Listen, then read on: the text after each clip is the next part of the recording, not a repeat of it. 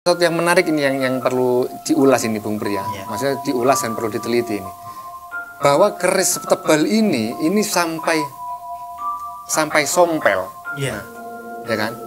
Dan diceritakan juga bahwa sebelum Gajah Mada meminjam keris ini, menggunakan keris ini berperang di Bali, kerisnya Gajah Mada juga patah. Begitu luar biasanya. Begitu kuatnya kerisnya Kebo. Sebetulnya yang hebat ini adalah kerisnya Kebo Iwa ini.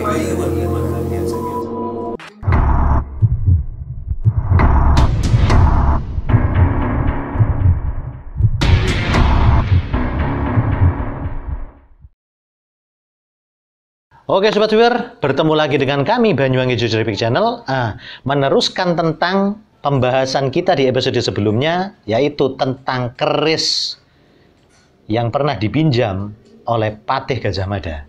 Ya. Nah, dan ternyata respon dari Sobat Viewer semua ini juga luar biasa, ingin meneruskan lagi tentang bagaimana dan lebih in-depth lah istilahnya, lebih mendalam tentang bagaimana keris ini, latar belakang ceritanya, dan kemudian tentang bentuk-bentuknya juga, mungkin bahan-bahannya juga, ini kok bisa berkilat-kilat seperti itu. Nah, tanpa menunggu lebih lama lagi, kita masuk lagi ke dalam pokok bahasan, langsung bersama dengan Bung Kowim. Nah, ini gimana ini Bung Kowim? Ya. Nah, Sobat Viewer ini sudah mungkin tidak sabar lagi nih, karena banyak istilahnya itu mereka yang menanyakan ini keris ini sebenarnya seperti apa? Maksudnya itu, apakah memang benar ada berhubungan dengan Patih Gajah Mada? Terus kok bisa berkilat-kilat itu sebenarnya bahannya seperti apa? Ya. Karena kemarin kan memang ada sedikit kendala durasi lah mungkin ya kita itu. Nah, langsung saja Bung Kowim. Ya. Langsung gimana ini? Langsung kita bahas tentang bagaimana tentang klip-klipnya dulu. Ini yang ya. Oh, klip-klipnya. Iya, klip-klipnya karena banyak komentar dari Sobat Viewer itu yang menanyakan tentang itu. Ya. Memang ini adalah seperti yang saya sebutkan pada episode kemarin ya, bahwa ini adalah satu-satunya keris yang saya miliki. Dari sekian banyak keris yang saya miliki itu yang paling bagus menurut saya. Ya, yang paling memiliki kebanggaan bagi diri saya yang memilikinya. Karena ternyata keris ini adalah full meteorit. Full meteorit ya. Jadi keris yang banyak diburu oleh banyak kolektor, ya, banyak orang. Iya. Karena pada masa lalu itu yang paling berharga itu bukan emas. Memang emas berharga. Tapi di atas itu yang paling berharga adalah meteor. Karena emas itu walaupun berharga masih bisa dicari, bisa digali. Tapi kalau meteor, siapa yang mau manjat kan gitu. Iya, karena memang ya dari meteor gitu. Iya. Berasal dari luar bumi maksudnya itu. Dan jatuhnya tidak bisa diprediksi. Sehingga meteor itu saat pada masa lalu adalah sesuatu yang sangat luar biasa. Mungkin saat ini lebih mahal dari berlian ya. Nah, seperti itu. Nah, keris-keris yang bahannya itu meteor, itu adalah keris-keris istana. Kalau full meteor, berarti itu istananya elit. Maksudnya itu keluarga raja lah.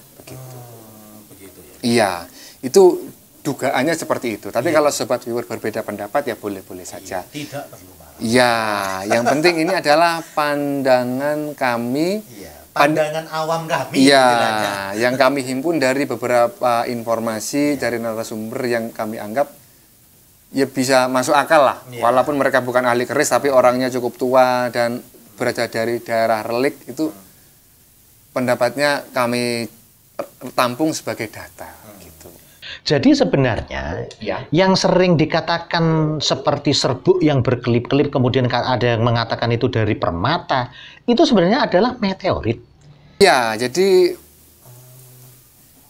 memang yang menganggap kelip-kelip itu dari permata itu sebetulnya orang yang tidak mengerti, karena tidak mungkin sebuah itu keris yang berbahan dasar logam itu dicampur permata. Iya, tidak mungkin bisa menyatu ya. Lagi pula kalaupun menyatu ya permatanya ya sewelan karena ditempa kan. Iya, hancur berantakan. Iya, begitu. Kemudian mengasahnya juga sulit. Karena permata itu kan sulit diasah. Gitu. Sementara keris ini memang mungkin sebagian orang saat ini menganggap tidak diasah. Padahal keris itu diasah Bung Pri. Keris itu tajam, ini sangat tajam sekali Sobat Viewer ya. Sebelah kanan dan sebelah kiri ini sangat tajam. Gitu. Mungkin memang keris-keris yang Sobat Viewer punya mungkin tidak tajam. Iya. Mungkin keris hanya keris ageman lah. Keris sejenis keris hiasan yang dibawa kemana-mana. Iya. Kalau keris pada masa lalu yang memang gunanya itu untuk survive, untuk pertahanan diri, Iya. knife apa namanya? Ala ya senjata. Iya, senjata. Itu tajam gitu. Ya mungkin ini mungkin bisa dipercaya itu karena mungkin dari tebalnya ini tadi ya. Karena sangat tebal ini kalau menurut saya ini. Saya baru kali ini menemukan keris yang tebalnya seperti ini. Iya. Saya ulangi lagi seperti pada episode kemarin, tebalnya ini 1 cm. Iya. Bagian tengah ini, bagian tengah bilanya 1 cm, bagian sor-sorannya sekitar 2 cm. Begitu. Dan ini memang keris pendung-pendungan, maksudnya keris pendung-pendungan itu adalah keris bertempur memang. Keris tempur, bukan keris seperti halnya yang kebanyakan dimiliki oleh orang keris-keris dapur Tangguh Mataram ya. Tangguh Mataram. Yang biasanya itu pendek dan juga lentur begitu. Tidak, ini keris Tangguh Belambangan dan dapurnya Kebulajer ini Bung Pri. Kebulajer. Kebulajer, iya. Ya, menurut ini lagi-lagi sepengetahuan saya ya. Iya. Ini Anda mengatakan bahwa ini keris dari Aryo Dalem Benjolot. Iya. Nah, yang Menurut ditengarai cerita orang tadi, iya, ya. menurut cerita Mbah yang memiliki tua, sebelumnya, iya, ya. itu tadi. Dan ditengarai beliau ini adalah seorang bangsawan. Bangsawan Belambangan. Bangsawan Belambangan. Nah, sepengetahuan saya ketika keris Kebulajer itu ini katanya sih keris untuk bertani. Ini bagaimana?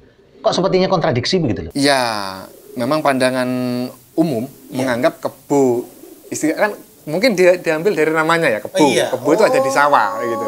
Iya. Padahal sebetulnya kebo itu ya adalah gelar Bangsawan Belambangan. bangsawan ya? Belambangan. Iya. Tapi tidak usah dibahas pada episode ini, Iya. pada episode berikutnya saja Iya. tentang dapur Kebulajer. Iya, Khusus iya. satu episode itu menarik begitu. Kalau saat ini kita mungkin membahas bilah ini saja Iya. gitu. Ya.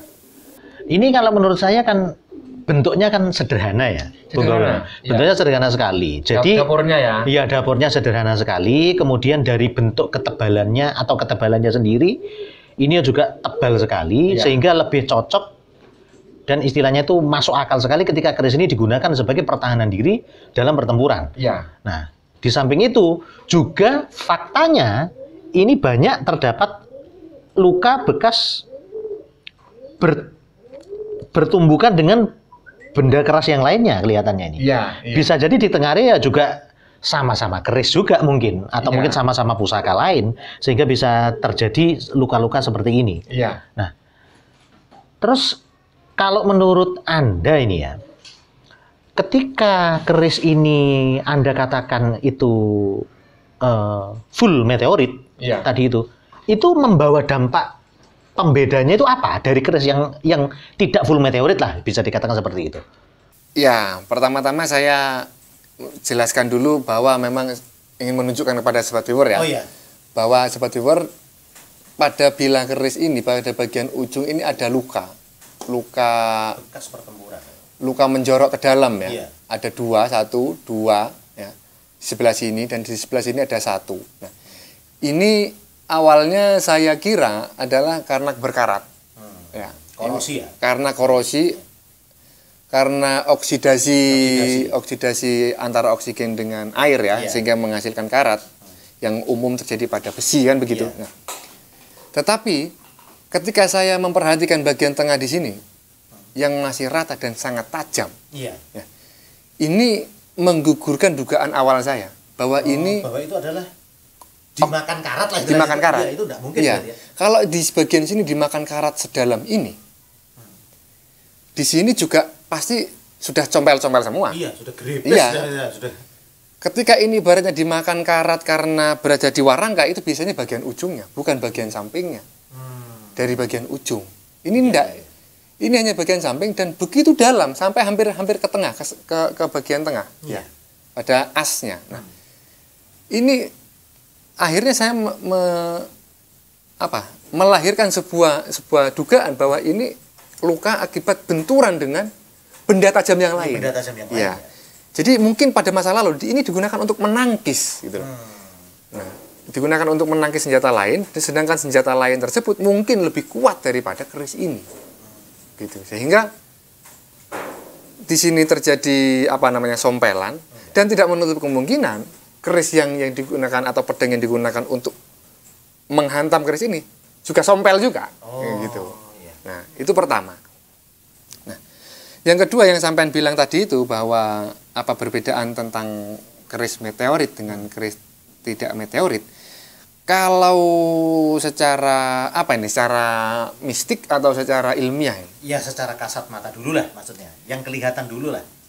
Yang ilmiahnya dulu lah. Perbedaannya. Ya, perbedaannya. Perbedaan yang dilihat dari mata. Iya. Ya kalau yang perbedaan yang bisa dilihat dari mata, keris full meteorit itu seperti ditaburi permata. Gitu.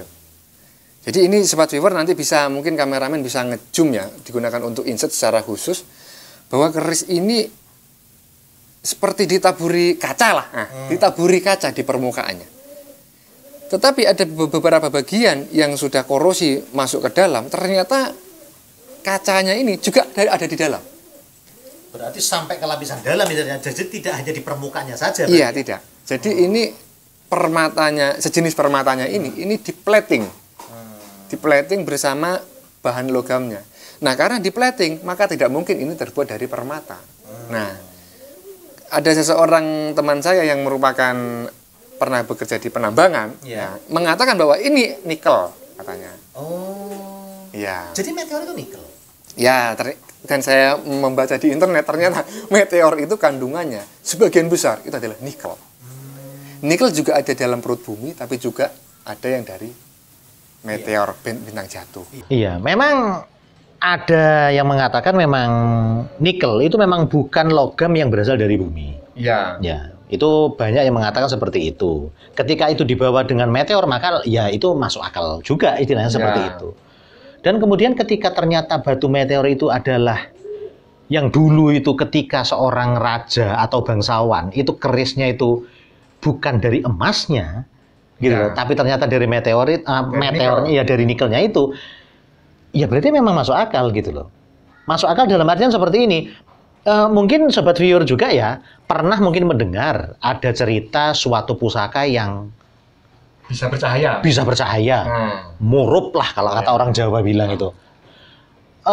Jadi kalau kita menganalisa ternyata itu adalah bahannya dari meteor dan itu adalah nikel, ya itu berarti masuk akal juga.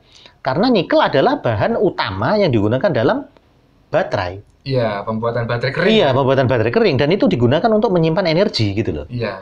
Jadi bisa jadi mungkin cahaya yang dihasilkan dari pusaka-pusaka yang sampai akhirnya itu melegenda. Ada orang bilang itu pusakanya sampai bercahaya biru seperti kerisnya Ken Arok itu yang dikabarkan seperti itu juga. Iya. Nah, itu bisa jadi adalah dari energi yang ditangkap atau yang terkandung di dalam nikel, ya terakumulasi di dalam nikel yang terdapat pada keris-keris yang terbuat dari meteor. Iya, kemudian dipantik mungkin oleh orangnya, dia memiliki kemampuan bagaimana memantik, dan akhirnya energi dari meteor, dari nikel tadi keluar cahaya. Berarti bukan mistis itu ya? Iya, sekarang ya bisa jadi kita sudah bisa membreakdown itu mungkin lah. Iya, walaupun bagi sebagian orang masih mengatakan tahayul. Iya, tahayul, tapi tidak masalah ya. Sekali lagi tidak perlu marah-marah. Cukup biasa saja berbeda pendapat itu. Cukup tulis di kolom komentar, ya saya tidak percaya gitu. Iya, itulah. Iya. Mungkin ada lagi yang ditanyakan biar saya menjawabnya terarah begitu. Oh iya. Begini, Anda ini kan mengatakan bahwa background dari orang tua, mbah tua yang memberikan Anda ini itu tentang ini berhubungan dengan istilahnya itu Aryo Benjolo. Iya. Kemudian juga dengan Mahapatih Gajah Mada. Mahapatih Majapahit Gajah Mada. Iya, Majapahit Gajah Mada. Nah, memang saya pernah membaca cerita gitu. Ada invasi dari Majapahit itu ke Bali. Ya. Itu yang memimpin itu memang Mahapatih Empu Gajah Mada. Rakrian Mahapatih Empu Gajah Mada. Empu ya? Iya. Itu. Ini memang pengetahuan yang sering salah dipahami orang.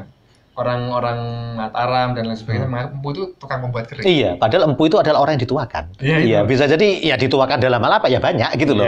Mungkin ya kalau mungkin Patih Gajah Mada mungkin dituakan dalam hal diplomasinya atau apanya, karena beliau juga seorang Mahapatih seperti itu. Dia juga bergelar empu. Iya, bergelar empu. Walaupun bukan pembuat keris. Iya, Rakrian Mahapatih empu Gajah Mada itu. Ya. Nah, ini memang sebenarnya bukan invasi sih, tapi lebih kepada penertiban.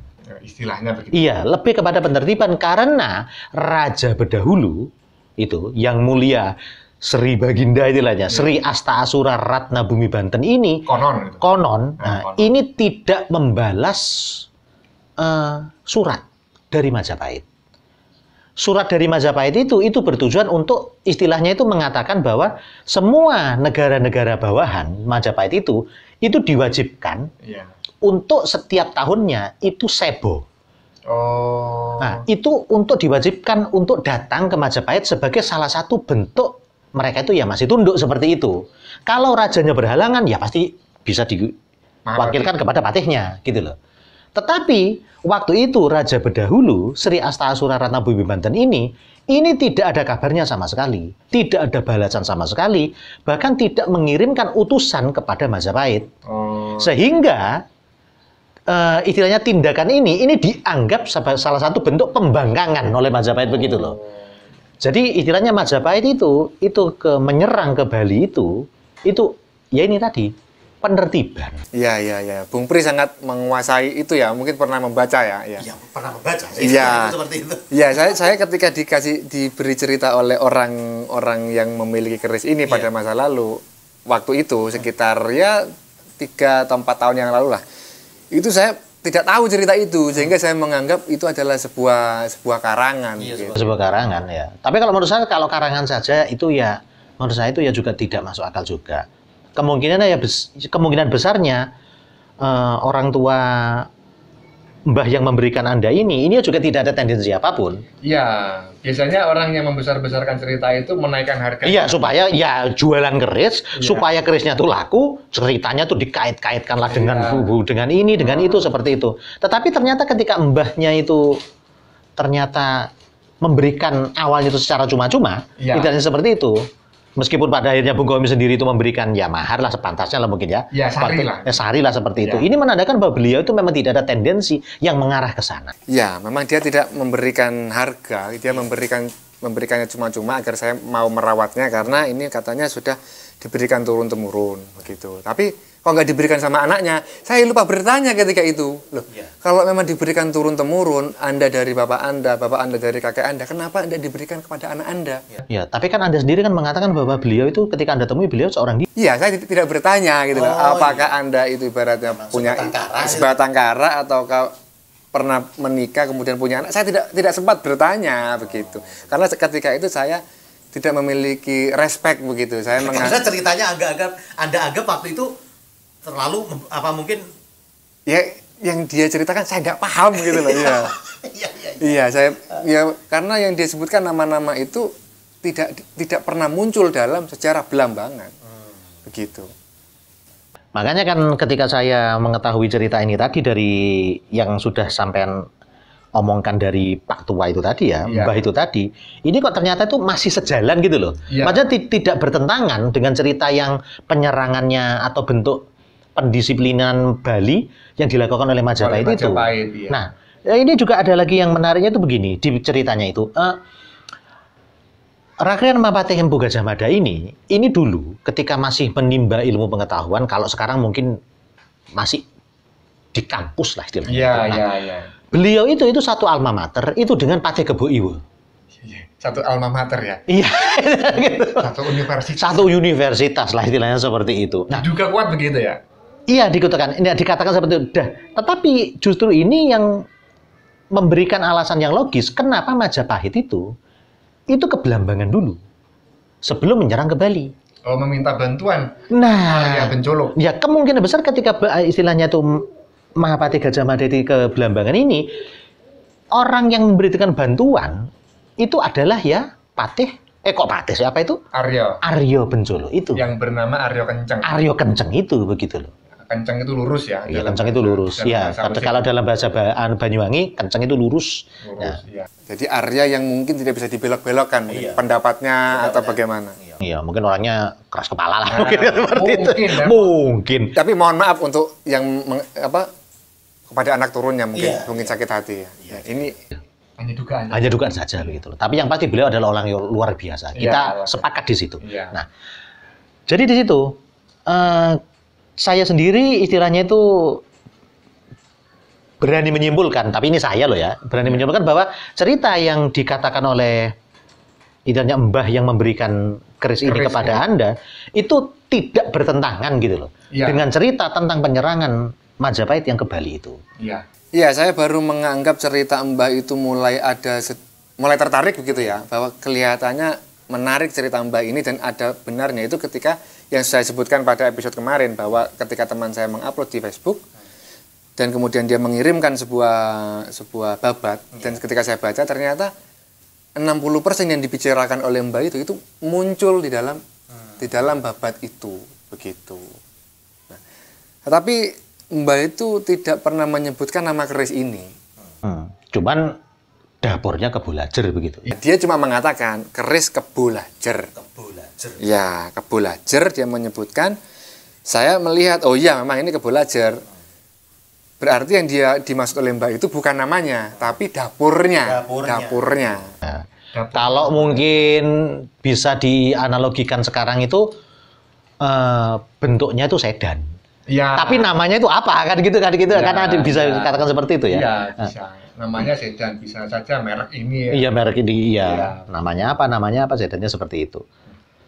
Nah, tapi ada sesuatu yang menarik ini yang perlu diulas ini Bung Pria. Maksudnya diulas dan perlu diteliti ini. Bahwa keris tebal ini sampai sompel. Nah, ya kan? Dan diceritakan juga bahwa sebelum Gajah Mada meminjam keris ini, menggunakan keris ini berperang di Bali, kerisnya Gajah Mada juga patah. Gitu. Jadi alasannya istilahnya itu keris ini dipinjamkan ke Mahapati Gajah Mada itu karena keris Mahapati Gajah Mada itu patah ketika berperang melawan Kebo Iwa kan begitu. Berarti kerisnya Kebo Iwa, Pati Kebo Iwa juga luar biasa juga berarti sampai bisa mematahkan kerisnya Mahapati Gajah Mada. Kerisnya Mahapati Gajah Mada kemudian dipinjami kerisnya Aryo Penjolok ini. Tapi ini semuanya masih dugaan Sobat Viewer ya. Jadi jangan dianggap sebuah klaim sepihak. Anda berbeda pendapat silahkan begitu. Jangan menganggap kita menyebarkan hoak. Ini hanya pendapat pribadi sebetulnya. Jika Anda tidak sependapat, ya tidak apa-apa begitu. Silakan tulis di kolom komentar. Nah, keris yang dipinjam oleh Mahapati Gajah Mada dari Arya Penjolok ini juga sompel begitu loh. Sampai sompel sedalam ini. Nah, itu berarti begitu luar biasanya ya. Begitu kuatnya kerisnya Kebo Iwa. Sebetulnya yang hebat ini adalah kerisnya Kebo Iwa ini. Mungkin kalau Bung Pri memiliki informasi tentang kerisnya Kebo Iwa, mungkin saat ini masih ada. Mungkin menarik untuk diulas dan diungkap menggunakan bahan apa. Karena ini bahan sekelas meteor ya. Padahal meteor itu adalah benda yang sangat padat. Iya, keras itu ya. Sangat keras yang sulit disatukan dengan logam-logam yang lain. Ketika dididihkan pun juga sulit kan begitu. Nah, itu saja sampai sompel kan begitu.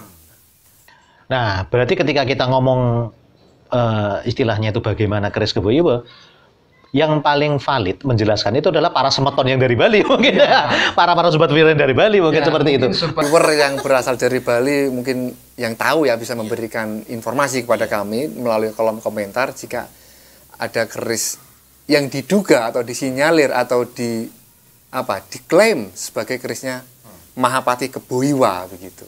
Iya, karena memang ini sering menjadi anggapan gitu ya. Itu Bedahulu ini sendiri dengan rajanya itu Sri Asta Asura Ratna Bubewanten dan dipatihi oleh Pati Kebo Iwa sendiri ini kalahnya itu bukan kalah kualitas mereka itu.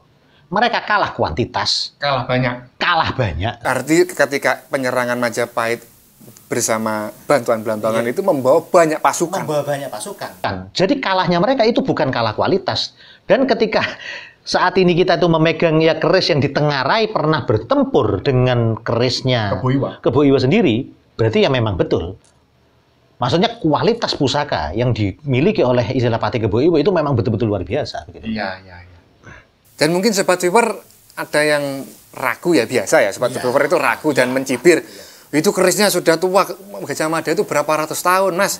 Itu kok masih utuh. Nah, bisa saya ceritakan walaupun juga tetap bisa Anda bantah bahwa keris ini sekali lagi full meteorit. Jadi campuran antara meteor dengan logamnya itu hampir rata, mungkin 50%. Sehingga seperti katanya orang Jawa Tengah itu masir malelo, terlihat seperti masir malelo.